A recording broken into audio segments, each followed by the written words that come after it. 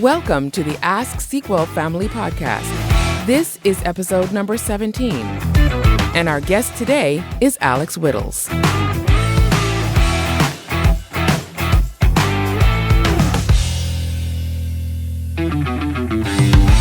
Alex Whittles is the owner and principal consultant at Purple Frog, a SQL Server Business Intelligence consultancy in the UK with multinational clients in a variety of sectors. He specialises in all aspects of dimensional data modeling, data warehousing, ETL and cubes using the SQL Server stack. Alex has Master of Science in Business Intelligence, is a chartered engineer and a member of Mensa.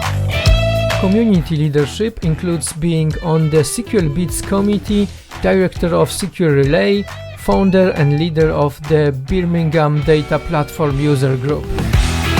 Alex is also a regular speaker at many SQL Server events around the world, including SQL Relay, SQLBits, SQL Saturdays, 24HOP, and the PASS Summit.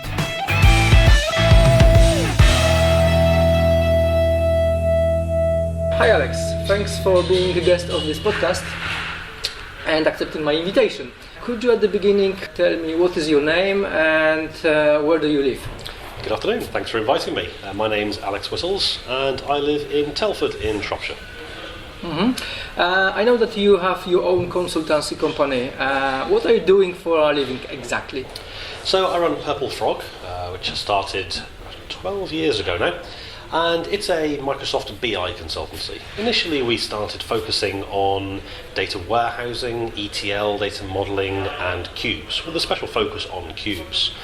But over the years, the Microsoft Data Platform has evolved and expanded. That's grown in breadth through to Power BI, Databricks, Data Lake, machine learning, quite a lot of different topics now, but still focused around the concept of taking a vast amount of data from around organisations and putting it into an easy, simple way of accessing useful information and spreading it around the business. And the tools evolve and change over the years, but the need of a company to easily access its own data in a reliable, consistent way, that's still the same as it always has been, and that's what we do as a business. Do you building any framework, for example, to help yourself to achieve the goals faster? Yeah, so we have a number of different methods of what we do, different approaches. One is pure consultancy, where we go into a business and just talk to them about opportunities, what they can do, how they can use technology to solve a problem. Advise them, mentor their staff, provide training, advice and hand-holding to help them achieve their goals and point them in the right direction. Then we have a development arm where we build complete end-to-end solutions and systems internally. And we've spent a lot of the last 12 years building up quite a comprehensive framework of code that helps us build much more highly scalable, robust solutions. So if you look at a standard data warehouse and ETL solution, probably about 80% of the code is reused project to project to project. We're talking about restartability, robustness, logging, error handling, sequencing control, management, all this kind of stuff. And basically it doesn't matter if you use the old-fashioned ETL or the new one like in Azure Data Factory. Exactly, the concept's the same. The actual metadata, the information you need and the approach to it is still very, very similar. Okay, we move from ETL to ELT or ETLT, various different combinations, but the concept is there and the underlying functionality is still very, very similar.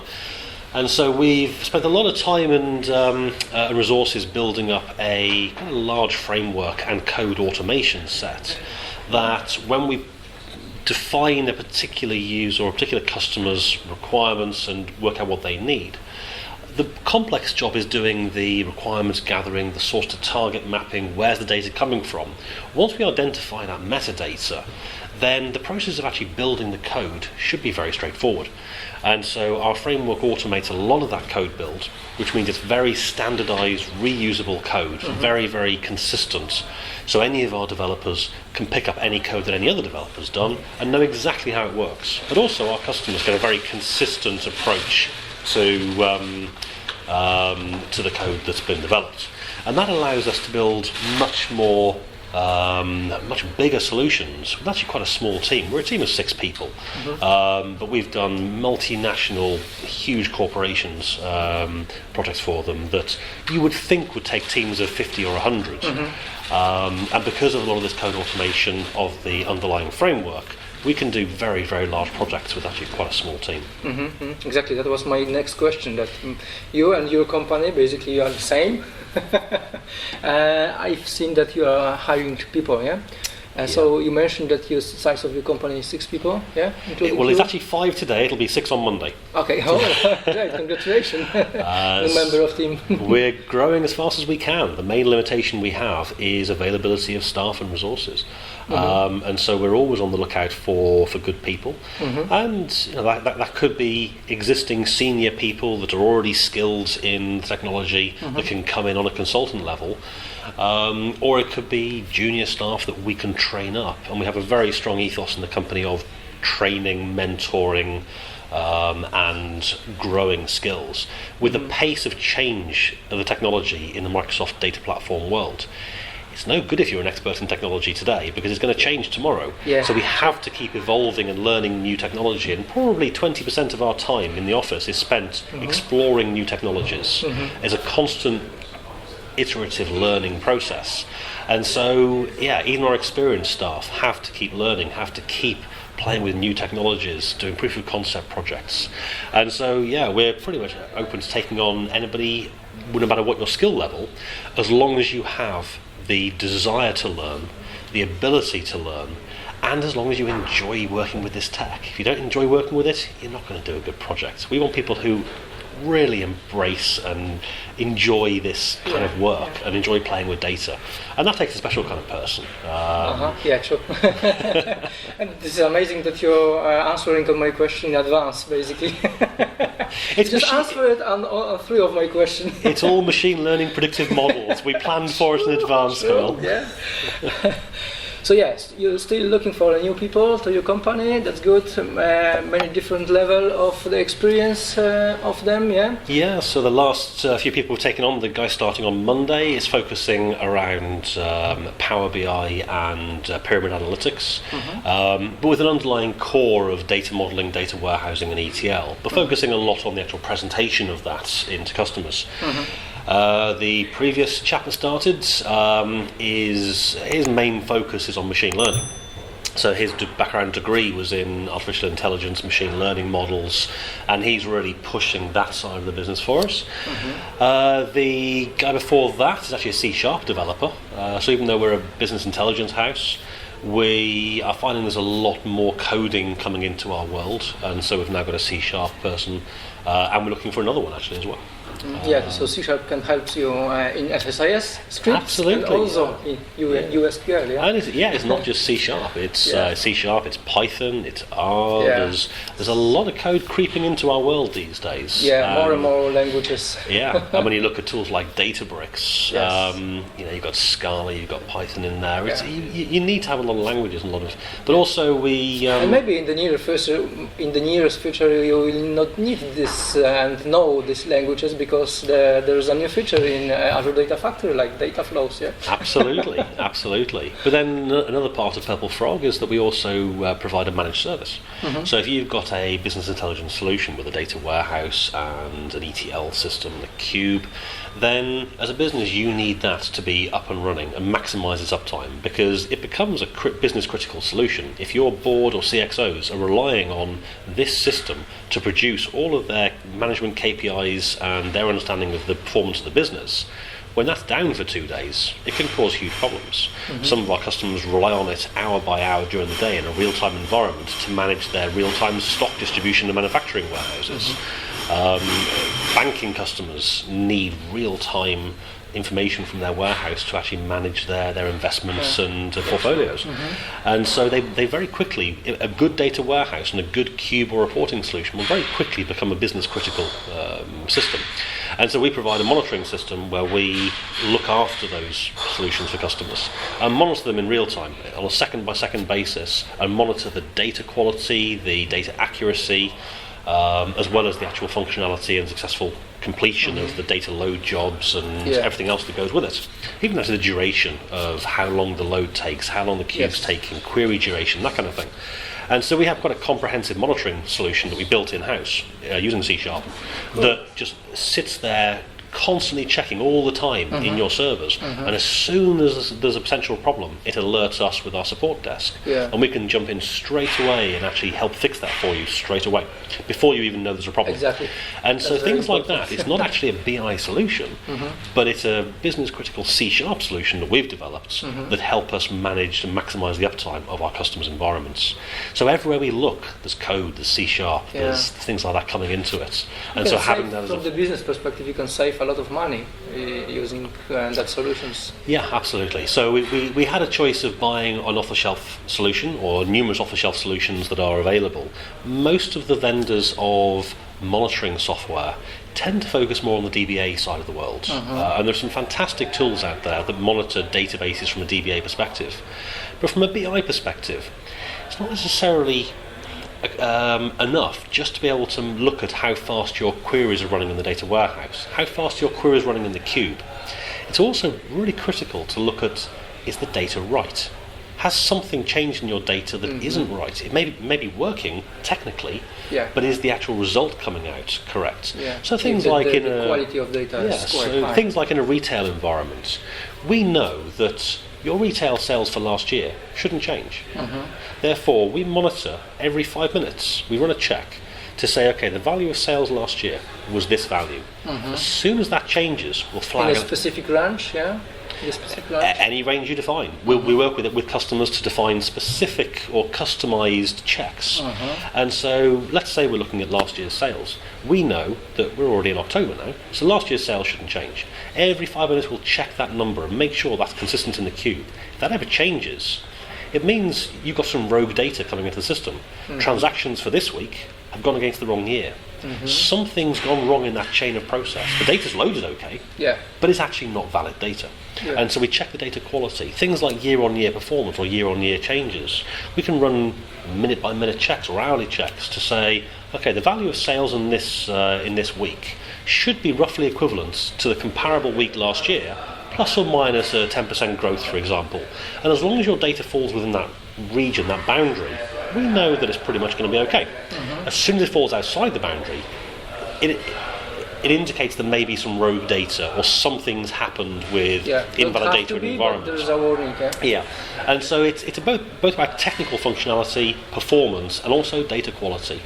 Can our customers rely on their cube to give them accurate data?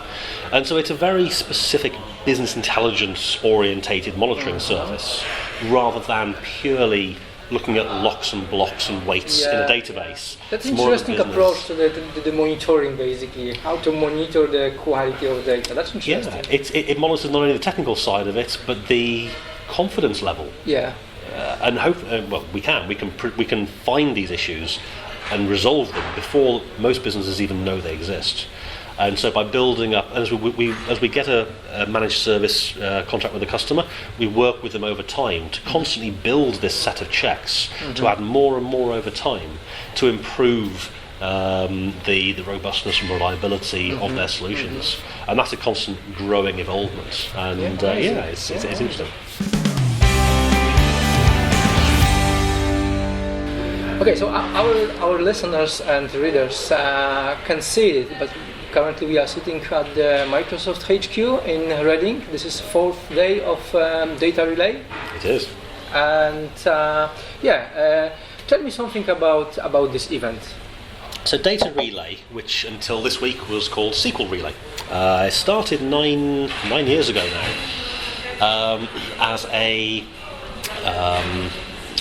the brainchild of two fantastic people who have been long-term founding members of the Microsoft SQL Server Platform, Tony Rogerson and Chris Tester O'Neill, who have been instrumental in shaping the whole SQL Server Microsoft Data Platform community in the UK. Both of them long-standing MVPs, Chris now a Microsoft employee. And they were discussing, I think they were over at the MVP Summit in Seattle 10 years ago, and came up with the concept of SQL Relay as a community event.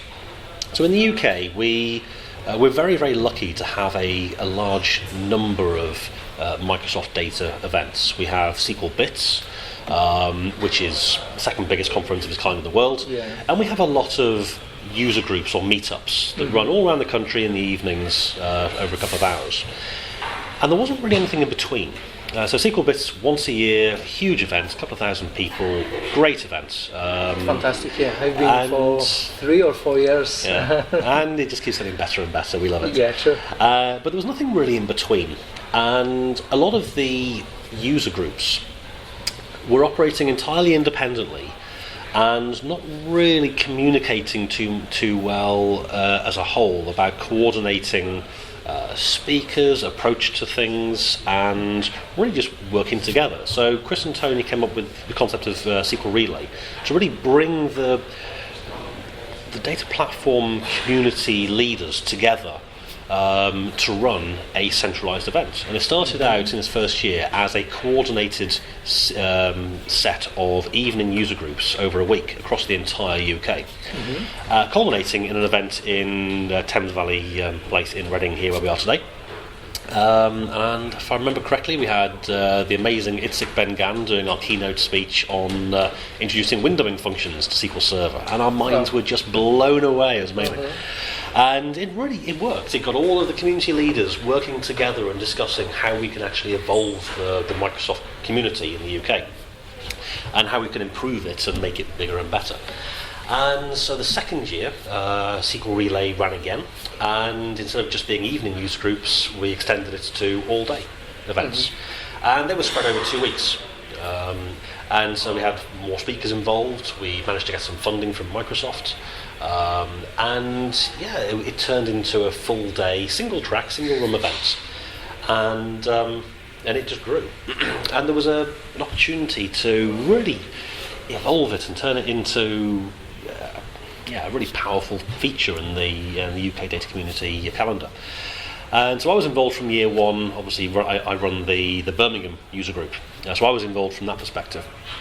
And I think the first year Tony took the lead as chair of SQL Relay to really coordinate the entire event. Second year, if I remember correctly, it was Chris took over as Chris Tester O'Neill as the lead, and then in year 3 they handed the baton to me, and so I took over as the chair of SQL Relay, and took it over and ran it for a year, and it was a really fascinating challenge for ultimately a data geek. I play with databases, and I run my own business, so I have that side of it with the management and the financial management and everything else that goes with it.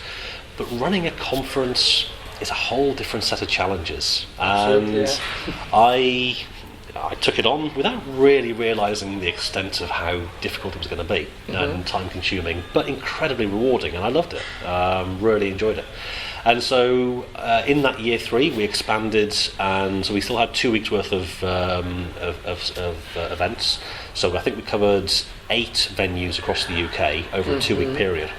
And each event we had a couple of different tracks, so 2 rooms in parallel with various speakers coming in throughout there. And it was a huge success. It was really good fun. The 8 days? It was like... Oh, now you're stretching my memory. Crikey. I know we did a Scottish venue. I can't remember whether it was Glasgow or Edinburgh. We did both of those in years 3 and 4. I can't remember which way around it was. I've got a feeling it may have been Glasgow that year. I got a feeling Newcastle, Leeds, Birmingham, Reading, London, Cardiff, Southampton. I can't remember where else. That's a good starting point anyway. Something like that anyway. And so, I got more and more involved in that year, obviously, with leading it and leading the sponsorship and getting more sponsors involved to help fund it. And over the years, the committee members have changed. A lot of people have come into the committee. A lot of people have left. None of people have joined Microsoft. I think 3 SQL Relay committee members have now joined Microsoft. And so the people involved have changed, but there have always been other community leaders that run user groups. And one of our very initial reasons for doing it was to help promote user groups in the community in the UK, and that's still very much a part of it. Yes. Every keynote on introduction, we're always trying to promote other user groups And I coming think in. it's a very good I was idea. actually talking to a gentleman earlier today who lives in Northampton.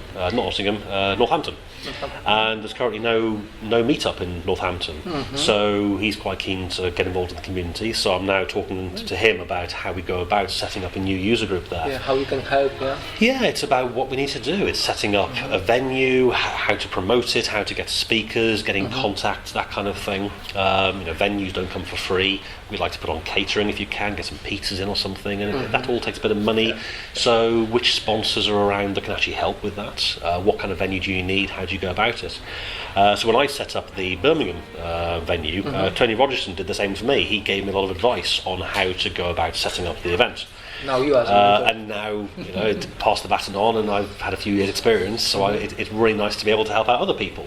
And that's one of the nice things about the UK, not just UK, the whole worldwide Microsoft community, is everyone wants to help, and everyone wants to pass on information and knowledge and work together to make it happen. And that is really typified by SQL Relay or Data Relay now. It's a bunch of people who care about the technology, who care about wanting to promote the technology, and wants to help other people learn about it. And if that can help user groups and meetups as well, encourage new speakers to come through, give them a platform to speak on. There's a couple of speakers this week who have never spoken before on a big stage, and it's really nice to be able to give them a platform to help encourage and develop their own speaking skills, to get new speakers coming through, talking about new topics or even existing topics, but they've got a different way of presenting it. They've got a different set of experience, or they've solved different problems. And this works especially for the SQL Server area. We call it SQL Family. Yeah, it works perfectly, I think. Yeah. And that's what it's about. It's about all of us working together to help each other learn. Yeah, exactly. And I was very lucky early on in my career when I was trying to work out how to build these solutions early on when I was first starting. I never had an employer that would pay for training. And so I relied very heavily on people who would give their time to write blog posts or to talk at conferences. SQLBits to me was such an important conference to go and attend, to learn how to do things, and to learn from the likes of Chris Webb, for example, who's speaking here today in Birmingham. I've just seen him do a session on M. Fantastic session. Yeah. Well, I learned a lot of what I know about cubes from watching Chris do talks and reading blog posts and talking to him about it. And a lot of the stuff we learn as a community is shared freely amongst each other in blogs, in books, in conferences. And so obviously I learned a lot from going to these conferences. It's really nice now to be in a position where I can help feed that back and help pass on that knowledge to the next generation, and help now run the conferences and also talk about technology as well. So that question would be very good for the next one. What hints would you give to young people who wanted to start working on the market or on the IT market? Okay. It's very challenging. Back when I started, when I got grey hair, that was some time ago, the Microsoft Data Platform world was actually a relatively well-defined small world. It was SQL Server, it was integration services, actually it was DTS, but I won't go back that far. It was analysis services, or OLAP services as it was, and that was really it. The challenge of any project wasn't really determining the architecture, it was understanding the customer's requirements and building the data model. And that's why a lot of my focus is all around data modeling, because so many problems in a project happen because of poor data modeling. And that was always the core focus of my work.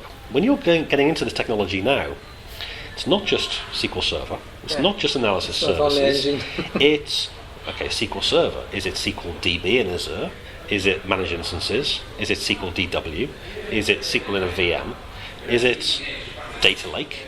Is it Databricks? Is it R? Is it Python? Is it Data Factory? Is it Integration Services? Even Is it Power BI? Is it counting Flow? the cloud solution you have in the package of SQL Server on premise, you have now the Polybase, the R language, column store, all these different things. All of this technology that you need to learn. I mean, it's great that all of this technology exists, but it makes it actually quite difficult to be an expert in everything.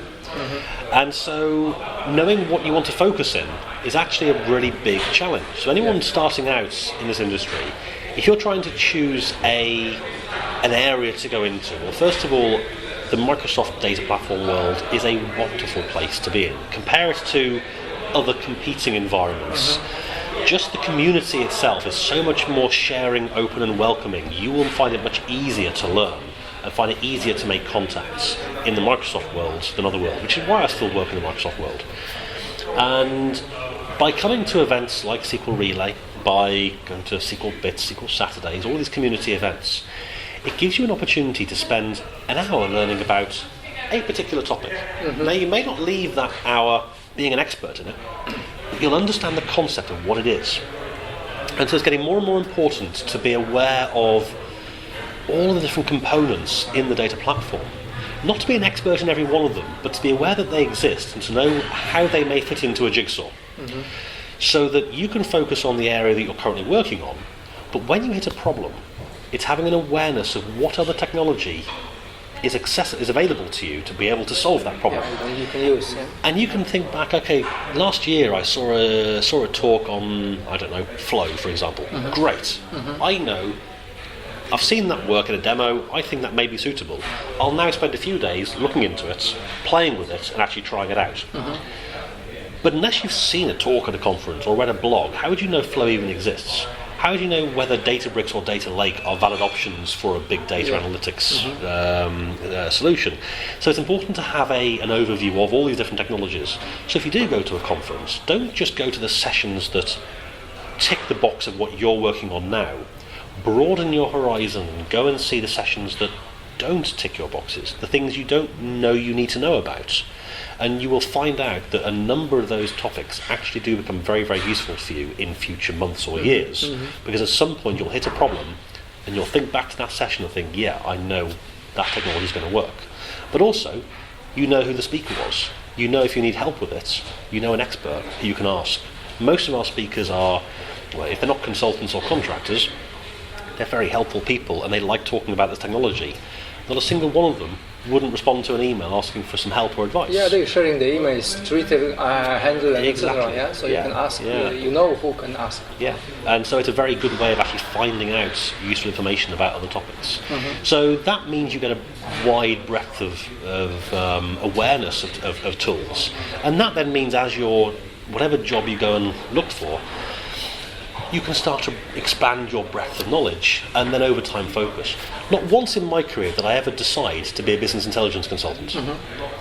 I kind of fell into it through a series of opportunities, mistakes, scenarios that I didn't plan or expect. And I've ended up doing this job that I absolutely love with a passion, but I never chose to do it. I just happened to end up doing this through a sequence of random events. So don't ever block off channels or don't close your mind to opportunities. If there's an opportunity to get into a particular technology, take it with both hands and the community will help you learn.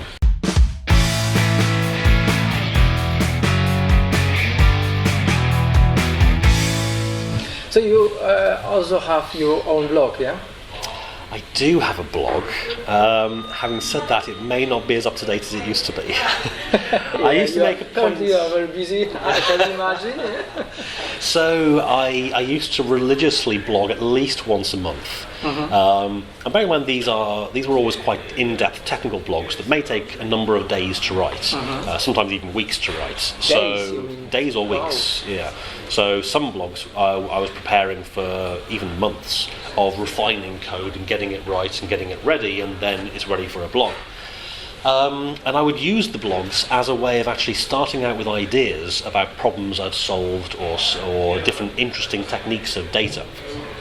And then if the blog post took off and gained traction with comments and views, then I would turn that into a conference talk, and I would go and present that at SQL Saturdays, user groups, SQLBits, Past Summit, etc. Then as I started to get more involved in actually running the community, so now I run the Birmingham Data Platform meetup, I'm director of SQL Relay, I'm also on the committee for SQLBits.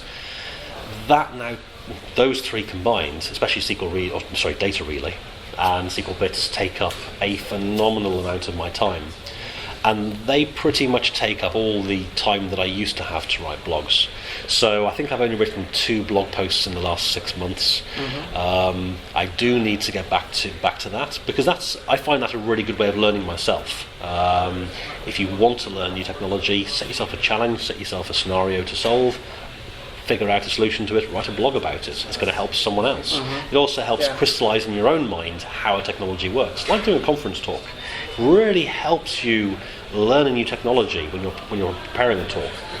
But at the moment, I tend to focus on doing talks at conferences rather than writing blogs. Completely understandable. And I think you shouldn't worry about it, because during my session I was leading 2 days ago at Birmingham. The second day? Second day was Leeds. Leeds. When I was mentioned about SCD, slow decisioning dimension, one of the attendees mentioned your post blog. Basically, probably we were reading the same post. So I still remember I've seen a lot of comments under this post. So. To this day, so I did a series of blog posts, I think 3 blog posts on slowly changing dimensions in data warehouses and how to use the T-SQL merge statements to automate that.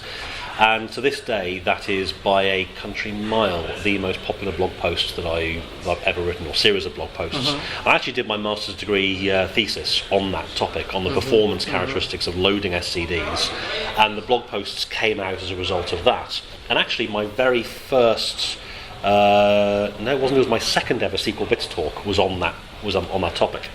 And what's really great, what I love, is I wrote that blog post, must have been 8 years ago, maybe, something like that.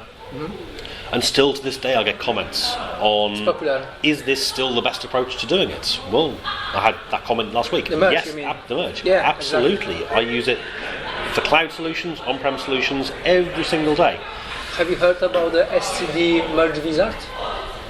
So the SCD merge wizard. It's an application, it's an application that helps you create the merge statement for your mapping of your source and target, and then you can define the business logic behind this using the type 1, 2, 3, and 6. I've not come across that. So I'm a member of this project, so basically I became a member of this project like 2 and 3 years ago. Because one of the original author didn't have time to develop that project, so I was happy to continue that work. And what's great about that is it shows the concept of community helping each other. So when I first did that post, using merge to do that was never considered an option. No one really done it before. But to me, it seemed a perfect opportunity to use new functionality that was being introduced in the SQL Server engine to solve a complex problem in BI loading. And when you're trying to manage SCD loading and integration services, it's not a pretty thing. It doesn't perform very well. Not at all. And so this to me seemed a perfect marriage of these concepts. And so I spent a lot of time investigating and researching the process of doing that. And it works brilliantly. And that concept of using merge is now completely taken off. And everywhere I go, I speak to people who are using merge to load their data warehouses. And then other people, like you're saying with your project, you're then enhancing that and taking it forwards and improving it again. I did a blog post and a series of talks about my first ever SQLBits talk was about automating the documentation of cubes. And no one likes writing documentation. It's a boring process. And code is our documentation, So I wrote a process of using DMVs, dynamic management views, within SQL Server analysis services to query the metadata and structure of a cube, pull that into reporting services, and then visualize the structure of a cube, basically creating automated real-time documentation, purely to save me time writing documentation. and I give that to every customer, and I put all the code on a blog. And that was probably 9 years ago, something like that. Okay. And but and probably now, it still works. It still works, absolutely. But that's multi-dimensional cubes. And I was talking to Steve Powell, who was another community leader in the Data Platform, and he's taken that code off the blog, converted it, enhanced it, improved it, added some PowerShell to make it work against Power BI. So you can now use that similar concept, but enhancing it to another stage further. Yeah. So he's now taken that code, built on it. I'm now taking his code and building it further. And so we're all helping each other out. And we all gain better code and we get more features and functionality. And when you start sharing stuff, you get it back again. Everyone gains from it. And that's what I love about this community. That's the perfect idea behind the GitHub. Yeah. Exactly, And open source. Yeah.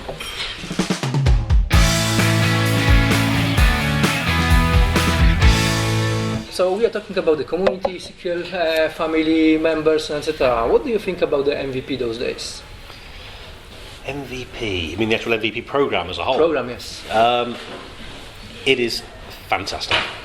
I am very, very fortunate to have been awarded the MVP award by Microsoft, and I am a passionate supporter of the program, both from the value to the community, the extra, it gives you a level of contact within Microsoft. Obviously there's very strict non-disclosure agreements that we have to sign with Microsoft, so we won't disclose any secret information outside of the program. But that means that the designers, architects and program managers within Microsoft can then share information with us about the future direction of their platforms.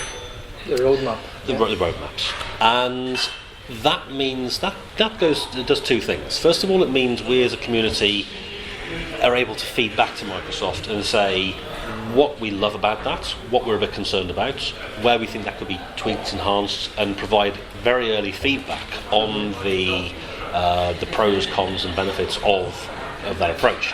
It also means we can become familiar with the concepts, and the approach to what's happening, and start writing blogs, start writing conference talks. Sharing the knowledge. Keeping that private initially, but have content ready so that as soon as Microsoft release a bit of functionality, we can hit publish on a blog post, and straight away other people in the community want to learn about that. There's already content there for them to go and look at and learn. And as soon as you get announcements at Microsoft Ignite, places like that, you will straight away see a lot of blog posts, a lot of people talking on Twitter about the topics, because we've been given the opportunity to actually have inside information to see that beforehand. And that, I love that, because it gives us an opportunity to actually get a head start and provide more content to the community. But what it also means from a consultant perspective is that when I'm designing architectures and designing solutions for a customer, I can't tell them why I'm making decisions, but I can make certain decisions on choosing one architecture over another based on decisions that I know are going to be they'll be clear to them in 6 months' time, but not now. I've got 2 customers at the moment who want to go down a particular route with the BI solution that we have for them. And I'm specifically holding off on that for a few months, because I'm aware of an announcement that's going to be made at SQLBits in February that will change what they can do with that solution. Cool. And I know it will make their solutions easier, more simple, faster and better. And so it allows me to help make better decisions on behalf of my customers. And so from that perspective, it's very valuable from a consultant perspective. What it does mean is we also get access to play around with a lot of Microsoft tools. So obviously when you're playing with an on-prem SQL Server instance, there's no cost involved. You've already got that environment there. When you're playing with Azure is not free. All the services charged by the hour or by the instance you have. Especially Azure Data Warehouse. Data Warehouse and hosted analysis services. If you scale those up, then they can costs some decent amount of money. And so when we're trying to put together conference talks or blog posts or really test the scalability and performance characteristics of these tools, that can be very expensive. So as an MVP, Microsoft give us a, not an unlimited, unfortunately, but a reasonable amount of Azure credits that we can use to play with this technology, to really get to grips with it, which means we can then pass that on to other people. Yeah. And I think probably the most valuable part of MVP, or the MVP year, is the MVP Summit in Seattle. An opportunity where all MVPs around the world in every group, not just Data Platform, get invited over to Redmond, and we spend a week with Microsoft, with the team leaders, the program managers, the architects, the developers, and they talk us through the roadmaps, but also we get to have a lot of one-to-one conversations with the teams about technology, give them feedback, get an understanding from them as to why decisions have been made and the reasons for things, and that helps us then explain to the rest of the community how things can work. So it's an incredibly valuable program, and I'm thrilled to be a part of it. Cool. Sounds very good.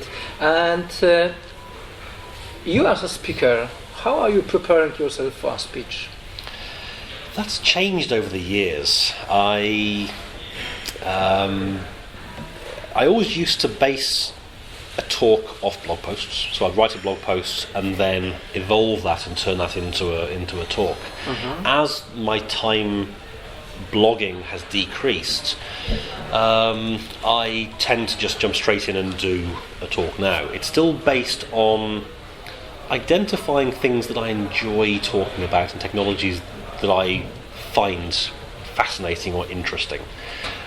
That may be relevant to a particular project that I'm working on at the time. So at the moment we're doing a lot of analysis services in Azure migrations, migrations from multi-dimensional cubes to tabular cubes, Power BI to tabular cubes.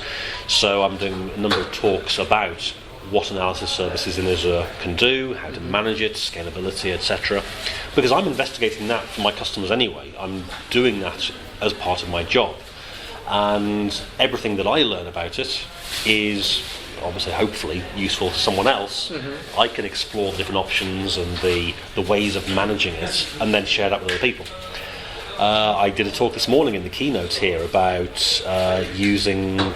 designing a deep learning neural network. Yeah, I saw that yesterday. To play games.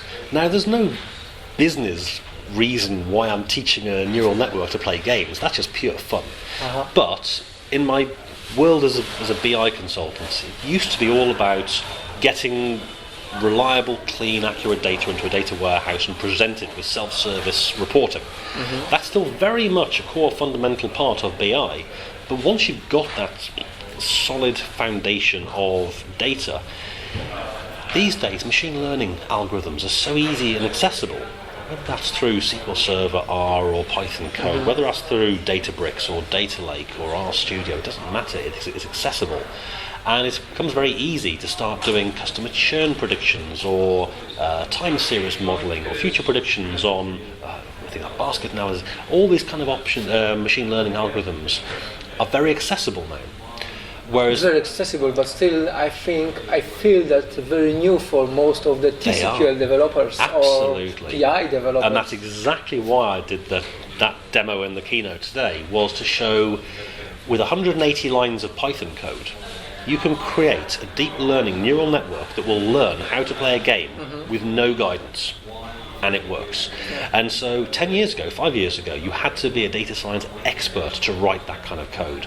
Now with tools like cognitive services, with TensorFlow, tools like that, it's actually much more accessible. So BI people like me, DBAs, don't need to go and do a PhD to understand data science. They can write code now. Now, okay, to do a really complex model, I'm not belittling the value in a data science professional, but you can start out playing with this tech to understand it in a really easy way.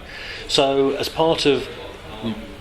my day job, getting more and more involved in data science, I'm learning myself how different libraries work, such as TensorFlow. And so I wrote that game, or started playing with that game, in order to learn myself better. And I just really enjoyed that demo, so I thought it'd be useful to share with people that it isn't as scary as it may seem. So a lot of my talks actually stem from that now. When I'm learning a new technology, I'll find something that I think is valuable and I'll just turn it into a talk and evolve it. And then every time I go and do a talk, I get feedback on it and I'll extend it, enhance it based on the feedback, and it evolves over time. Can we share that code and attach to this post? There's actually a lot of sample code already out there that does that. So actually I started by working through a YouTube tutorial with a guy, I can't remember the name of the chap, but if you search for OpenAI Gym and Cartpom on YouTube, you will find a 4-post series of videos where this guy talks through a step-by-step process on all the Python code to use this and to write that game. And in the OpenAI Gym library, there's a number of games you can play, and you can modify his code to do various things. So that's actually how I started playing around with this code, and then evolved the code and developed it myself to do different things. So there was plenty of code and tutorials already there. It was just really, I don't think people are looking for it because they think it's really complicated and really out of their remit. But I wanted to show that actually anybody can jump in and spend a couple of hours playing with it. Yeah, that's why I would like to attach your code, because we are talking about, you showed this game, this small game based on neural networks, yeah? It's neural networks, deep learning neural nets, yeah. What I'll do is I'll give you a link to this YouTube series, and then that talks it through in a really clear way with pretty much the same results as I was getting. So I'll give you a link to that, and then give that guy some credits for training me on how to do it, and then...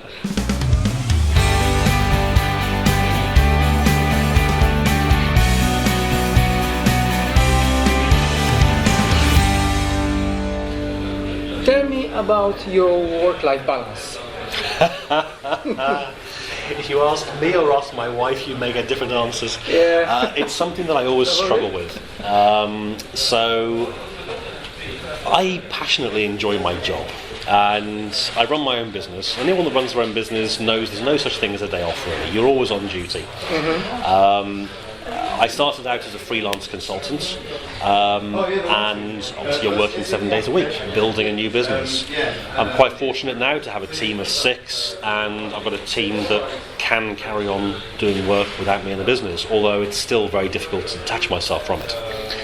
And so about 2 years ago, I had to make a life shift, where I was working 7 days a week. I was working 12, 14 hours a day in the office, and I had a discussion with my wife Holly, who is the biggest supporter and the biggest influence in my life on making every decision I make that's been good in my life has basically come from Holly.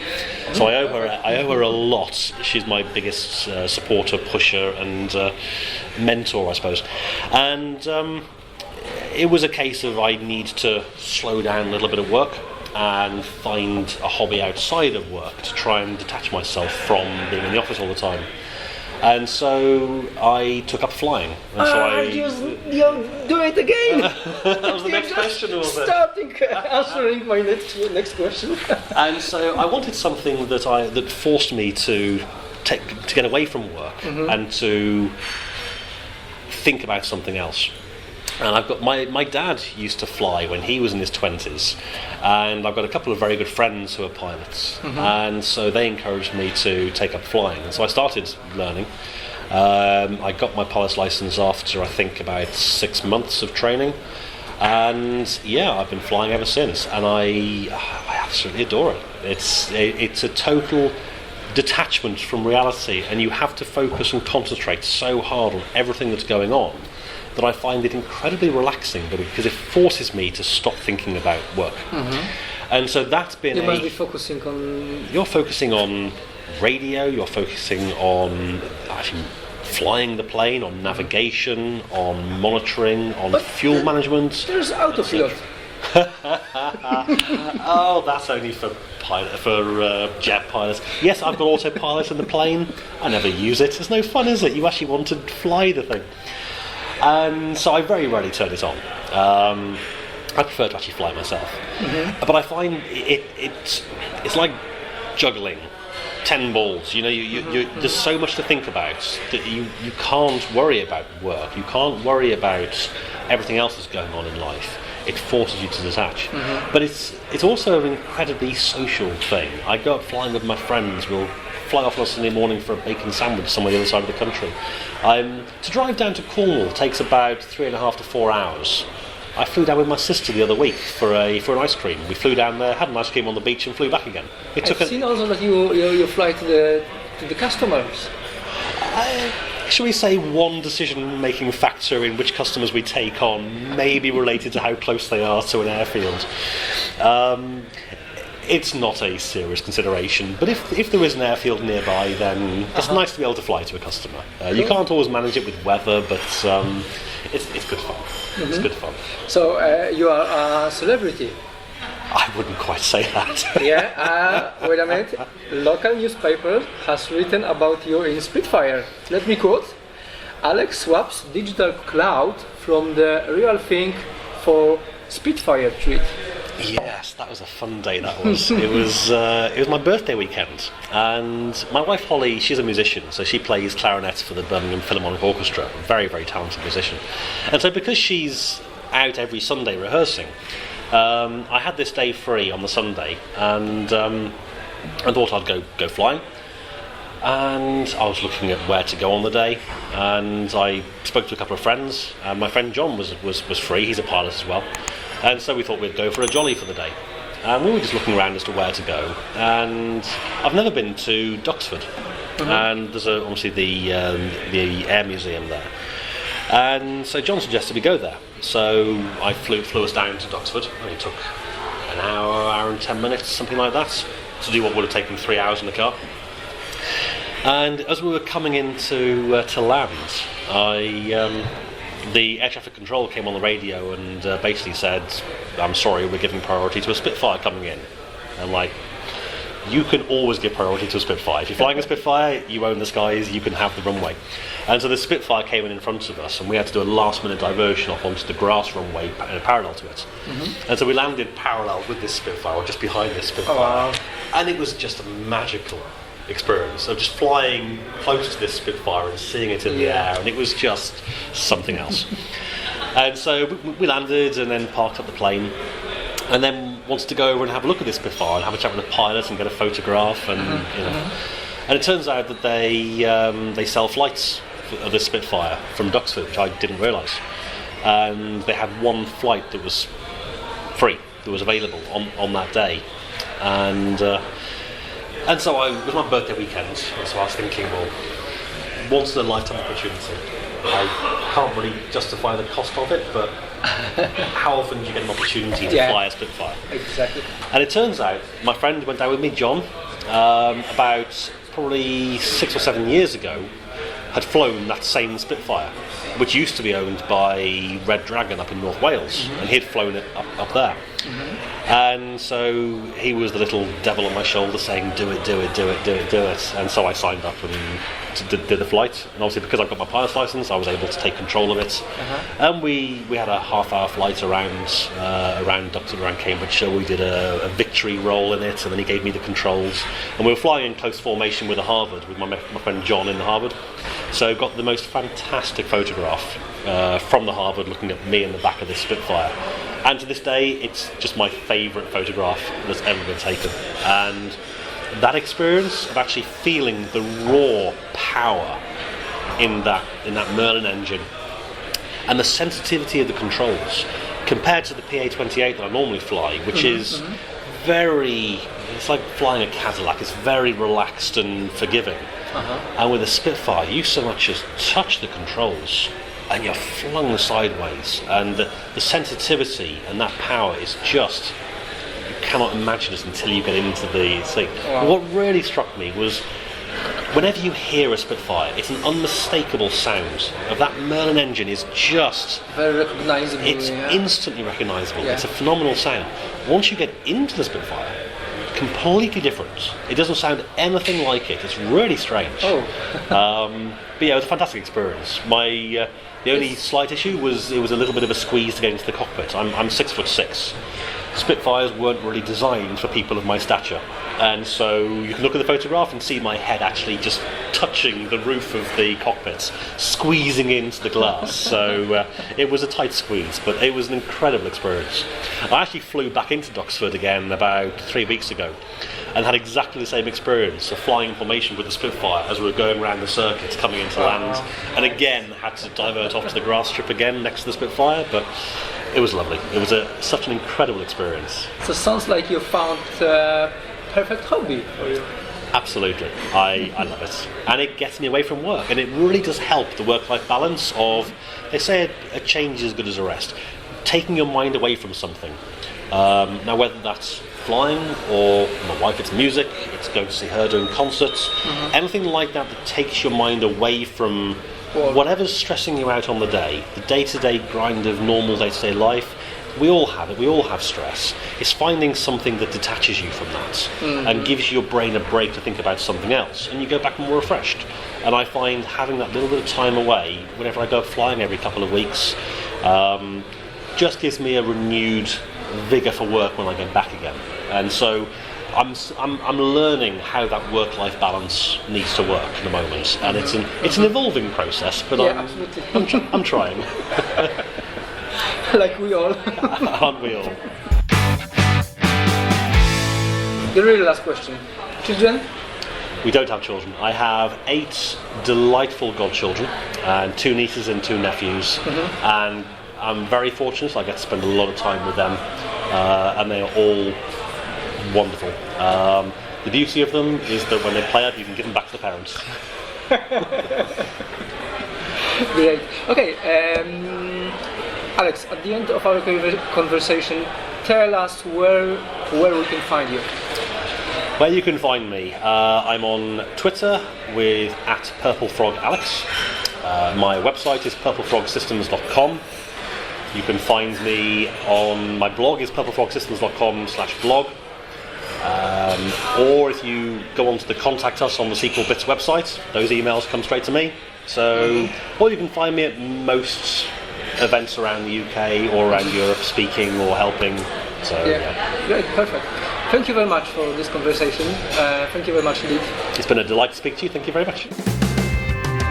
Thank you for joining us, listening to this podcast, and time spent jointly. You can find this podcast on the website SQLplayer.net. Share this episode if you like it, and let us know if you want to hear a specific person from the SQL community, or maybe about an interesting topic of technology.